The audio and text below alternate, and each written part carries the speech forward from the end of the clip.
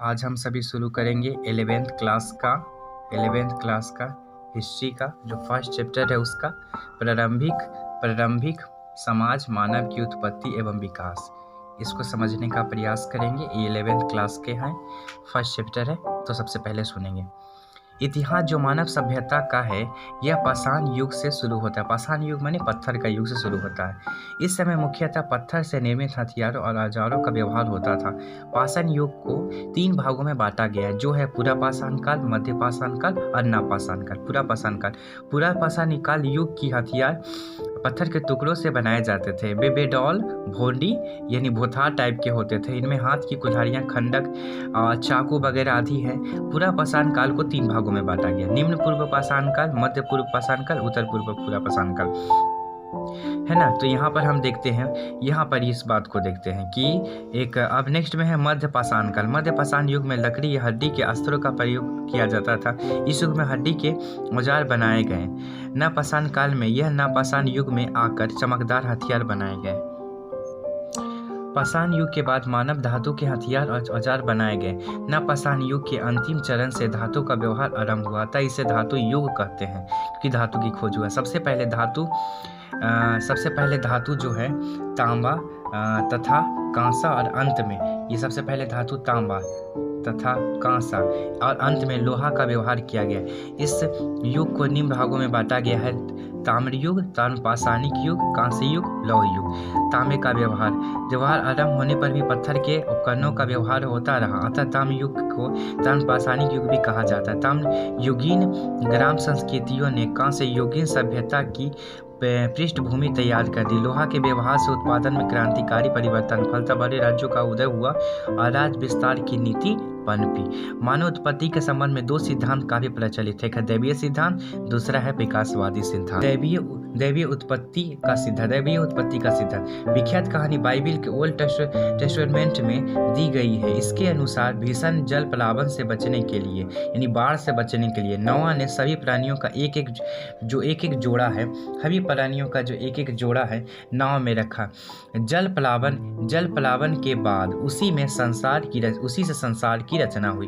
भारतीय धर्म ग्रंथों में भी कुछ ऐसा ही वर्णन मिलता है। माना जाता है कि ब्रह्मा ने सृष्टि की रचना की और सबसे पहले एक नर नारी को पृथ्वी पर भेजा। लंबे समय तक मानव की उत्पत्ति का दैवीय सिद्धांत प्रचलित रहा, परंतु वैज्ञानिक विचारधारा के प्रबल होने से यह सिद्धांत खंडित होने लगा और बाद में यह मान्यता पुष्ट हो गया कि मानव की उत्पत्ति जो है ना, ये क्रमिक विकास की प्रक्रिया के कारण हुआ। अब हम देखते हैं नेक्स्ट में हम देखते हैं यह है विकासवादी उत्पत्ति का सिद्धांत। इस सिद्धांत के प्रवर्तक चार्ल्स डार्विन थे। उनकी पुस्तक on the origin of species जो 1859 में प्रकाशित हुआ, उन्होंने मानव की उत्पत्ति का विकासवादी सिद्धांत प्रतिपादित किया। जो इस सिद्धांत के अनुसार मानव जीव जंतुओं का जो है ना विकसित रूप है तथा मानव सभ्यता का क्रमिक विकास हुआ है। इनमें जलवायवीय परिवर्तनों का महत्वपूर्ण योगदान था। डार्विन का सिद्धांत ही आज सार्वमान्य है।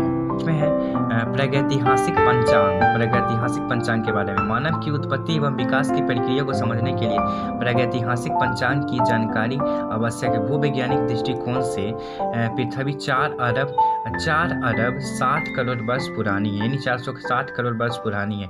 इस पर जीवन का आरंभ 3 अरब 50 करोड़ वर्ष पूर्व हुआ। पृथ्वी की भूवैज्ञानिक समय सारणी को निम्न कल्पों और प्रत्येक महाकल्प को कल्पों के आधार पर विभक्त किया गया, जो है आर्कियोजोइक, प्लेटोजोइक, पोलियोजोइक, मेसोजोइक, आगे सेनोजोइक महाकल्प। ये है आर्कियोजोइक, इसके बाद में है प्लेटोजोइक और पोलियोजोइक, मेसोजोइक और सेनोजोइक है। सेनोजोइक को 2 भागों में बांटा गया है, तृतीयक कल्प और चतुर्थ कल्प। और तृतीय कल्प को हम देखते हैं कि यहाँ पर इनको 4 भागों में बांटा गया: पूरा नूतन, आदि नूतन, अल्प नूतन, मध्य नूतन, है ना। इसके बाद में हम देखते हैं चतुर्थ कल्प को भी 3 भागों में बांटा गया: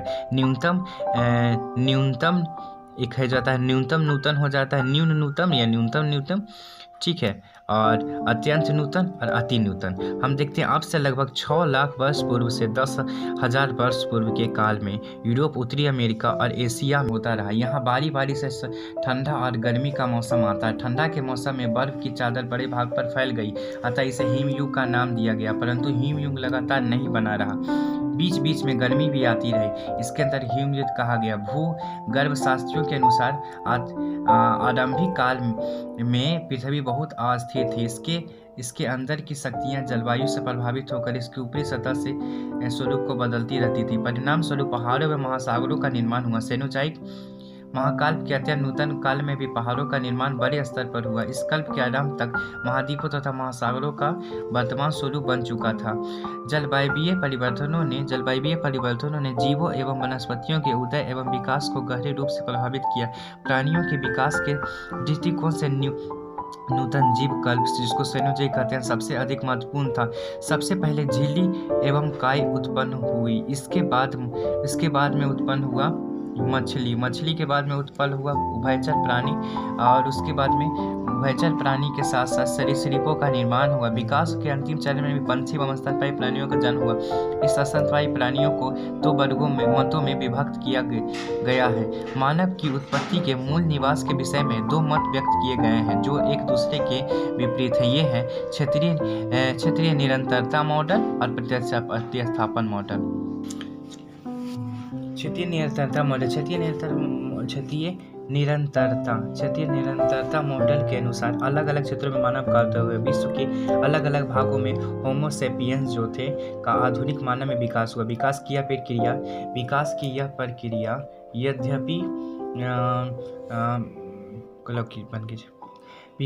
प्रक्रिया यद्यपि सभी जगह समान नहीं थी, तथापि ऐसा हुआ। यही कारण है कि पहली बार विश्व के विभिन्न भागों में आधुनिक मानव के अलग अलग स्वरूप दिखाई देते हैं। आगे दूसरा में प्रतिस्थापन मॉडल। इस मॉडल के अनुसार किसी भी स्थान पर निवास करने वाले मानवों के प्राचीन स्वरूप में परिवर्तन आया, वे आधुनिक मानव बन गए। इसका परिणाम इस बात से मिलता है कि विश्व के सभी भागों के आधुनिक मानवों में समान शारीरिक और जननिक विशेषताएं मिलता है। ऐसा इसलिए हुआ क्योंकि इनके पूर्वजों का मूल निवास एक ही क्षेत्र था। अफ्रीका के विभिन्न भागों में मिले जीवाश्मों के आधार पर यह कहा जाता है कि आधुनिक मानव की उत्पत्ति अफ्रीका में हुई, वहीं से उनका विस्थापन अन्य क्षेत्रों में हुआ। आधुनिक मानव में पाई जाने वाली शारीरिक विभिन्नता हजारों वर्ष के दौरान अपने आप को क्षेत्र परिस्थितियों के अनुकूल बना लेने से हुई, जहां वे अस्थायी रूप से निवास करने लगे। कि मानव के क्रमिक विकास की प्रक्रिया की पुष्टि मानव के विभिन्न प्रजातियों के जीवाश्मों से होती है। ऐसी अनेक प्रजातियां विलुप्त हो चुकी है। शारीरिक बनावट लक्षणों के आधार पर मानव को विभिन्न प्रजातियों में विभक्त किया गया। आरंभिक मानव के विकास की प्रक्रिया आज से 360 लाख से 240 लाख वर्ष पूर्व माना जा सकता है। इसी अवधि में एशिया तथा अफ्रीका में स्तनपायी प्राइमेट का उदय हुआ। प्राइमेट समूह में ही बाना, लंगूर और मानव आते हैं। इनका जन्म माता के गर्भ से होता था। इनके शरीर पर बाल होते थे तथा दांत अलग अलग प्रकार के होते थे। लगभग 240 वर्ष पहले जो है प्राइमेट समूह में एक उपसमूह बना जिसे होमिनोइड कहा गया। इसमें बानर भी शामिल थे। ये मानव के समान थे। लगभग 64 लाख वर्ष पहले इसी होमिनोइड समूह से मानव श्रम प्राणी या पूर्व मानव होमिनोइड की उत्पत्ति। होमिनिडो का मूल निवास स्थान अफ्रीका माना जाता है। यह 2 प्रकार के साक्ष्यों से पता लगता है। होमिनिड का उदय अफ्रीका में हुआ था। आदि मानव का वर्गीकरण। आदि मानव को विभिन्न प्रजातियों में विभक्त किया गया है। यह विभाजन हड्डियों की संरचना के आधार पर किया जाता है। इसके लिए खोपड़ी के आकार और जबड़ा की बनावट को आधार बनाया जाता है। ये विविधता सकारात्मक वृद्धि पुष्टि व्यवस्था यानी वंचित परिणाम विकसित करता है। होमिनिडो के विभिन्न शाखाएं अथवा जीन्स या वंश थे जिनमें एस्ट्रोपिथिकस और होमो प्रमुख है। विभिन्न प्रजातियों के नामकरण में लातीनी और यूनानी भाषाओं का व्यवहार भी किया जाता है। एस्ट्रोपिथिकस सबसे अंतिम पूर्व मानव या होमिनिड थे, अतः इसे प्रोटो मानव या आद्य मानव भी कहा जाता है। एस्ट्रोलोपिथिकस लातिनी शब्द एस्ट्रॉल जिसका दक्षिणी और यूनानी शब्द पिथिकस जिसका अर्थ होता है बानर से मिलकर बना है, अतः इसका अर्थ हुआ दक्षिणी बानर। यह नाम इसलिए दिया जाता है क्योंकि इस आदि मानव में बानर के भी लक्षण बने रहे। उसका मस्तिष्क छोटा होता था, पिछले जब दांत बड़े होते थे, हाथों का व्यवहार हुआ अधिक कुशलतापूर्वक नहीं कर सकता था। उसमें खड़े होकर चलने की क्षमता भी नहीं थी क्योंकि वह अधिक समय पेड़ों पर व्यतीत करता था। उसमें पेड़ों पर रहने योग्य क्षमता अधिक थी। जैसा आगे के अंगों का अधिक लंबा होना हाथ और पैरों की हड्डियों का मूड़ होना तथा घुटनों के जोड़ों और घुमावदार होना। जलवायु परिवर्तन के कारण ऑस्ट्रेलोपिथेकस का अस्थायित्व तो समाप्त हो गया। आज से लगभग 25 लाख वर्ष पूर्व हिमयुग का आरंभ होने से पृथ्वी का बड़ा भाग बर्फ से ढक गया, जिसके चलते जलवायु और वनस्पति की स्थिति में परिवर्तन आया। तापमान और बारिश में कमी के कारण जंगल में कमी आई थी। दूसरी ओर घास के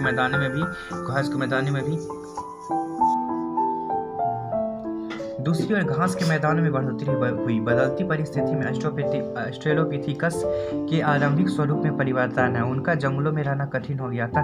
13 लाख वर्ष पूर्व यह प्रजाति विलुप्त हो गई। उनके स्थान पर वैसी प्रजाति का उदय हुआ जो जंगलों के स्थान पर घास के मैदानों में रह सकती थी। उनमें होमो वंश के आदि मानव थे। उनकी उत्पत्ति 25 से 20 लाख वर्ष पूर्व हुई। होमो लातीनी भाषा एक शब्द है जिसका अर्थ आदमी या मानव है, जिसमें स्त्री पुरुष दोनों सम्मिलित है। ऑस्ट्रेलोपिथेकस की तुलना में होमो में जो मस्तिष्क अधिक विकसित था, वे अधिक बुद्धिमान थे। उनके जबड़े बाहर की ओर कम निकले हुए थे तथा दांत छोटे थे। यह भिन्नता स्वभावतः खान पान में आए परिवर्तनों के कारण हुई। शारीरिक संरचना और कार्य के आधार पर होमो को विभिन्न प्रजातियों में विभक्त किया गया है। होमो हैबिलस, होमो इरेक्टस और होमो सेपियंस। तो सबसे पहले होमो हैबिलस औजार बनाने वाले और होमो इरेक्टस सीधे खड़े होकर पैरों पर चलने वाले थे। 2 पैरों पर खड़ा होकर चलने की क्षमता का विकास होने के कारण आदि मानव के हाथ मुक्त हो गए, जिनसे वह दूसरा काम कर सकता था। साथ ही हाथों की शक्ति विकसित होने के कारण पैरों पर चलने की क्षमता भी बढ़ गई। इथोपिया से मिले जो है जीवाश्मों से प्रमाणित हो जाता है कि मानव ने 2 पैरों पर चलना शुरू किया था। होमो सेपियंस बुद्धिमान मानव थे। उन्हें आधुनिक मानव माना जाता था। सबसे प्राचीन जीवाश्म अफ्रीका से प्राप्त हुआ है। मानव का विकास, भोजन संग्रहण आदि मानव अपना भोजन संग्रहण से प्राप्त करता था, वह इसका उत्पादन नहीं करता था। मानव द्वारा भोजन संग्रहण के साक्ष्य उपलब्ध नहीं है। शायद वह पेड़ पौधों से प्राप्त खाद्य पदार्थों से भोजन प्राप्त करता था। भोजन प्राप्त करने के लिए शिकार करता था। लगभग 5 लाख वर्ष पूर्व मानव ने शिकार करना सीखा। इसके लिए विभिन्न प्रकार के हथियार विकसित किए गए। अब है मानव का आवास। मनुष्य के अपरान्विक निवास की पहचान शिल्प कृतियों के प्राप्ति स्थलों के आधार पर की जा सकती है। शिल्प कृतियों से उनकी जीवन शैली का अनुमान लगाया जा सकता है। एक ही स्थान पर बहुत बड़ी संख्या में पत्थर की प्राप्ति से सच यह अनुमान लगाया जा सकता है कि इन स्थानों पर बड़ी संख्या में लोग आते थे, क्योंकि वह भोजन प्रचुर मात्रा में उपलब्ध था। आरंभिक होमिनिड पेड़ों पर रहते थे, परंतु धीरे धीरे वे पेड़ों से उतर कर खुले मैदान एवं गुफाओं में निवास करने लगे। ऐसा लगभग 4 से 1,25,000 वर्ष पूर्व हुआ। कुछ स्थानों पर आवासीय भवन जो घास फूस और लकड़ी से बना था प्रकाश में आए हैं। ऐसी झोपड़ियां अस्थायी आवास के लिए बनाई जाती थी। झोपड़ी के किनारों को मजबूती देने के लिए पत्थर के बड़े टुकड़े किनारों पर लगा दिए जाते। झोपड़ी के अंदर चूल्हा बने होते थे। झोपड़ी के फर्श पर पत्थर के छोटे छोटे टुकड़े पाए जाते थे, बिखरे हुए थे। इनसे लोग पत्थर के उपकरण बनाते। 4 से 10 लाख वर्ष पूर्व की जली हुई हड्डियों के टुकड़े तथा आग में पकाई हुई मिट्टी भी मिले। आग में यह वस्तु कैसे जली पुरातत्व एक बात नहीं है। ऐसा भी संभावना व्यक्त की गई है, या तो प्राकृतिक रूप से झोपड़ी में आग लगी होगी अथवा ज्वालामुखी से उत्पन्न अग्नि से वे जला होगी। ऐसी स्थिति भी हो सकती है कि आग नियंत्रित रूप में लगाई हो गई हो और उसमें हड्डियों और मिट्टी से पकाया गया हो। चूल्हों की प्राप्ति से भी हो सकता है। चूल्हा से भी हो सकता है कि चूल्हा से ये पता लगता है कि आग नियंत्रित किया जाता था। इस आग से गुफा में गर्मी रहती थी और रोशनी भी मिलती थी। आग पर भोजन भी पकाया जाता था। साथ ही आग की सहायता से लकड़ी और पत्थरों के उपकरणों के निर्माण में भी सहायता मिलती थी। आग के गर्मी से खतरनाक जानवरों को भी दूर रखा जाता था। इस प्रकार आग के ज्ञान से आरंभिक मानव की बहुत अधिक सहायता मिली। उपकरणों का निर्माण करता। आरंभिक समय में मानव ने हथियार और उपकरण बनाने की कला सीखी। हथियार और उपकरण बनाने के लिए सबसे पहले उन्होंने पत्थर के औजार बनाए। पत्थर के औजार बनाने वाली सबसे पहली मानव प्रजाति ऑस्ट्रेलोपिथेकस थी। औजार निर्माण कार्य में स्त्री पुरुष दोनों भाग लेते थे। पत्थर का हथियार बनाने के लिए पंचबीले तकनीक का सहारा लिया गया। इस तकनीक में एक बड़े पत्थर के टुकड़े की ऊपरी सतह को पत्थर के हथौड़ों की सहायता से हटा दिया जाता था। इससे पत्थर के टुकड़े पर चपटा सतह बना दिया जाता था, जिससे मंच या गहन कहा जाता है। लगभग 35,000 वर्ष पूर्व हथियार बनाने की तकनीक में अधिक प्रगति हुई, अधिक परिणति हुई। अब वैसे हथियार बनाए गए जिसे दूर से फेंककर ही चलाया जाता है। 35,000 वर्ष पूर्व दूर से हथियार फेंककर चलाए जाने लगे थे, ऐसा कहा गया। भाषा और कला का विकास। यद्यपि जानवर भी बोलते थे, परंतु बोलने में भाषा का विकास हुआ। उसके द्वारा वह अपने भावों की अभिव्यक्ति कर सकता था तथा दूसरों से संपर्क बना सके। भाषा के आरंभ और विकास से संबंध अनेक सुझाव दिए गए हैं। होमिनिड अपने हाव भाव तथा हाथ हिलाकर अपने भावों की अभिव्यक्ति करते थे। नियमित भाषा का व्यवहार करने के पूर्व वे गुनगुनाया करते थे, गाना के जैसा कुछ गाया करते। मानव की वाणी का आरंभ संभवतः बुलाने की प्रक्रिया से हुआ, जो नर बानरों में प्रचलित थी। ऐसा अनुमान लगाया जाता है कि आरंभ में मनुष्य की बोली में कम ध्वनियाँ थी, परंतु आगे चलकर वे ध्वनियाँ भाषा के रूप में विकसित हो गए। ऐसा अनुमान लगाया जाता है कि होमो हैबिलिस की मस्तिष्क में कुछ ऐसे विशेषताएं कि जिस कारण बोलना शुरू किया गया। इस आधार पर भाषा के आरंभ का समय 20 लाख वर्ष पूर्व तथा स्वरीय यंत्र के आरंभिक समय 2 लाख वर्ष पूर्व लगाया गया है। अनेक विद्वानों का मानना है कि भाषा का विकास काल के साथ साथ 40 से 35,000 वर्ष पूर्व हुआ। भाषा और कला दोनों ही भाव अभिव्यक्ति के माध्यम है। अतः यह तर्क दिया जाता है कि विकास का प्रमाण विभिन्न गुफाओं में पाई गई है, जो चित्रकारी के रूप में है। भारत में मध्य प्रदेश में स्थित भीमबेटका के गुफाओं में भी अनेक चित्र मिले हैं। गुफा की दीवार पर सैकड़ों जानवरों के सुंदर चित्र मिले हैं। चित्रों में जंगली बैल, गैंडा, भालू, शेर, उल्लू आदि को दिखाया गया है। इन गुफा चित्रों के विषय में विद्वानों ने अनेक प्रश्न उठाए हैं, जैसे चित्र गुफा के मुख में ही क्यों मिला है, चित्र में कुछ विशेष जानवरों को ही क्यों दिखाया गया है, पुरुषों की विपरीत स्त्रियों के समूह में ही क्यों दिखाया गया। इन प्रश्नों के सटीक उत्तर नहीं है, परंतु इन चित्रों के बनाए जाने के उद्देश्यों के संबंध में कुछ अनुमान लगाए जा सकते हैं। गुफा चित्र संभवतः धार्मिक क्रियाकलाप अजानु तनक से जुड़े हुए थे। इन धार्मिक क्रियाओं द्वारा शिकार में सफलता मिली होगी। शायद गुफाओं में विभिन्न समूह इकट्ठा होकर के सामूहिक कार्य करते थे अथवा शिकार के योजना बनाते थे एवं शिकार करने के तौर तरीके पर विचार विमर्श किया करते थे। चौथा में नेक्स्ट में है, इन चित्रों द्वारा आगामी पीढ़ी को शिकार की तकनीक वगैरह शिक्षित करने का विषय में तरीका बताया जाता था। इस प्रकार गुफा चित्र विभिन्न उद्देश्यों से बनाए गए। जंगलों से शहर की ओर। मानव ने जंगल में लंबा समय व्यतीत किया। मध्य पाषाण युग और अंतिम चरण अर्थात नवपाषाण युग में इसके जीवन में क्रांतिकारी परिवर्तन। लगभग 10,000 से 4,000 वर्ष में विश्व के विभिन्न भागों में आरंभिक कृषि एवं पशुपालन का आरंभ हुआ। आरंभ में जंगली पौधों को उगाए गए, इन जानवरों को पालतू बनाया गया। परिणाम स्वरूप कृषि एवं पशुपालन मानव जीवन के आवश्यक अंग बन गए। ऐसा जलवायु परिवर्तन के कारण हुआ। लगभग 13,000 वर्ष पूर्व पहले अंतिम हिमयुग समाप्त हुआ। हिमयुग के अंत के साथ ही जलवायु में परिवर्तन। अब बारी बारी से सर्दी और गर्मी का मौसम आने लगा। इससे जंगली और बड़े घासों के मैदानों का विस्तार हुआ।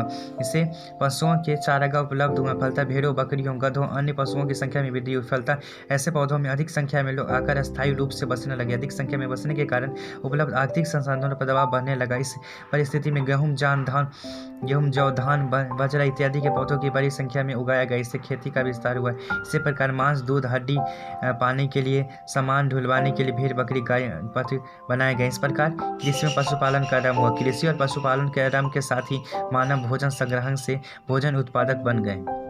जनसंख्या में वृद्धि के कारण निवास के लिए अब घास फूस के स्थान पर मिट्टी, कच्ची ईंटों और पत्थरों से अस्थायी आवास बनाए जाने लगे। इससे बस्ती और गांव का विकास हुआ। सबसे पुरानी बस्ती के अवशेष फिलिस्तीन के जेरिको नामक स्थान में खोजे गए हैं। अस्थायी रूप से निवास करने, खेती और पशुपालन के विकास के साथ विभिन्न प्रकार के शिल्पों का विकास हुआ। इन सबसे महत्वपूर्ण था मिट्टी के बर्तन बनाने। इन बर्तनों की आवश्यकता भोजन पकाने, खाना खाने एवं अनाज तथा खाद्य एवं पेय पदार्थों के संचय के लिए हुआ।